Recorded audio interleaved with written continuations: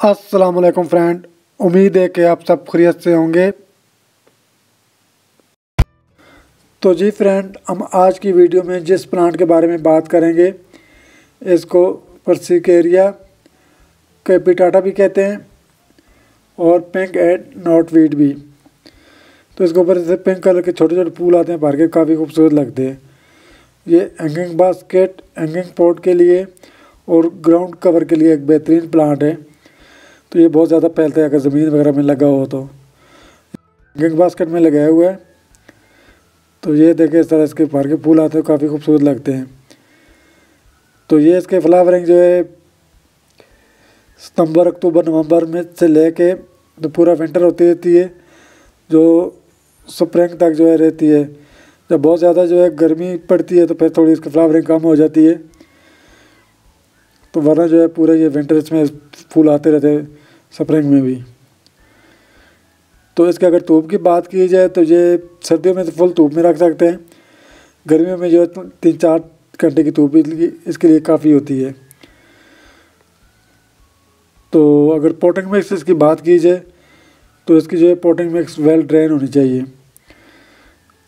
अगर आप पल मिट्टी में लगा रहे हैं तो वो 70% आप पल मिट्टी लें और 30% गोबर की खाद डालें। तो अगर आम गार्डन वाली मिट्टी है तो उसमें थोड़ी रेत ऐड कर लें। 50% मिट्टी, 30% गोबर की खाद और 20% रेत, दरिया वाली रेत या ये कंस्ट्रक्शन वाली रेत होती है, ये भी डाल सकते हैं। तो ये हमारा एक हैंगिंग पॉट में लगा हुआ प्लांट। ये देखिए, इस तरह ये टाइम टू टाइम अपने पत्तों का कलर भी चेंज करते रहता है। तो काफ़ी खूबसूरत लगते हैं इसके कलरफुल जैसे पत्ते और साथ ऐसे छोटे छोटे फूल लगे हों। तो ये हम पिछले साल लाए थे, तो इसके जो है कुछ बीज गिरे थे इधर ज़मीन में। तो ये मैंने अगस्त में इनको ऐसे शिफ्ट कर लिया था गमलों में और इस तरह।